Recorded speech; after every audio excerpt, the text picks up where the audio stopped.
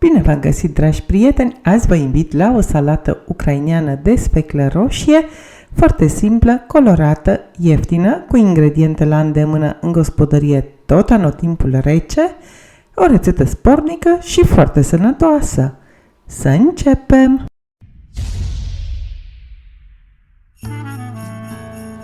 Ca de obicei, ingredientele necesare le aveți detaliate în descrierea videoului. Aprindem și cuptorul și îl încălzim la 190 de grade Celsius. Într-o tavă încăpătoare am pus 6 cartofi medii, 2 sfecle roșii mai mărișoare și 4 morcovi. Sfeclele le putem tăia în două pentru a se face mai repede. Toate legumele sunt foarte bine spălate înainte de a le pune în tavă. Trebuie să vă spun că la cantitatea asta de legume iasă o salată absolut respectabilă ca dimensiuni. Dacă vreți o cantitate mai mică, ca pentru 4 persoane, puteți înjumătăți cantitatea de legume pe care o folosiți. Acopăr hermetic cu o folie de aluminiu și pac la cuptorul deja aprins. Legumele nu se fac în același timp. Morcovii și cartofii sunt gata în aproximativ 30-35 de minute. Sfecla roșie în cam o oră, depinde și de mărimea ei. Eu le-am scos de la cuptor după 45 de minute. Dacă sfecla mai trebuie făcută, o mai puteți băga la cuptor după ce luați din tavă cartofii și morcovii. Cât legumele sunt la cuptor, am tăiat cu bulețe 5 castraveciori murați de mărime medie. Tai mărunt și o șalotă sau o ceapă roșie.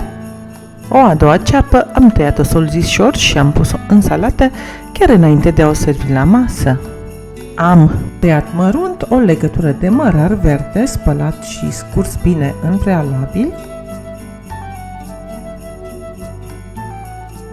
Pun la oaltă cele 3 ingrediente într-un vas încăpător și le pun deoparte până mă ocup de legumele coapte.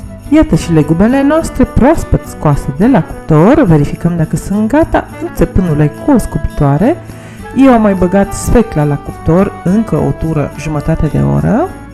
Am lăsat legumele să se răcorească puțin, apoi am tăiat morcovii cuburi. La fel am procedat și cu cartofii după ce îi curățăm de coajă.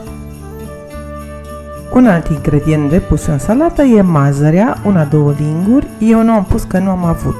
Aveam în schimb și am pus boabe de porumb fierte. Curăț și sfecla roșie de coajă și o tai cuburi pe care apoi le pun peste celelalte ingrediente. Sfecla roșie poate păta mâinile destul de tare, așa că va trebui să folosiți bănuși de cauciuc dacă vreți să evitați asta. Toate ingredientele salatei sunt în bol. E momentul să facem o vinegretă din 4 linguri ulei și 2 linguri oțet de mere. Le punem la oaltă într-un borcanel, închidem cu un capac și scuturăm bine până cele 2 ingrediente se omogenizează.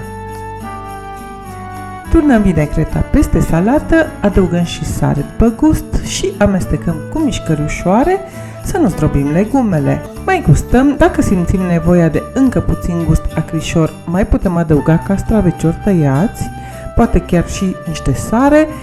După ce am amestecat bine, acoperim cu o folie transparentă de bucătărie și băgăm la frigider pentru câteva ore minim. Eu una prefer peste noapte ca să se împrietenească gusturile între ele. A doua zi am mai tăiat solzișor o ceapă pe care am pus-o înainte de a servi salata. O puteți pune de la început când ați tăiat și cealaltă ceapă, dar eu prefer acum pentru că îmi place gustul ei ușor iute care s-ar pierde după o noapte la frigider. Și încă un detaliu, eu am făcut această salată să fie de post. Tradițional, ea poate fi amestecată cu un sos de maioneză cu smântână în proporții egale, dar sincer, chiar și în afara postului, eu o prefer fără sos. E perfectă așa cum este ea, simplă. Sper să vă placă și vouă la fel de mult ca mie. Like și share dacă vă place cum arată. Mulțumesc pentru încă o rețetă savuroasă gătită împreună. Recomand călduros și rețeta de sfeclă roșie cu hrian și chimen, simplu de făcut și foarte sănătoasă. Vă aștept cu drag aici oricând aveți nevoie de inspirație în bucătărie.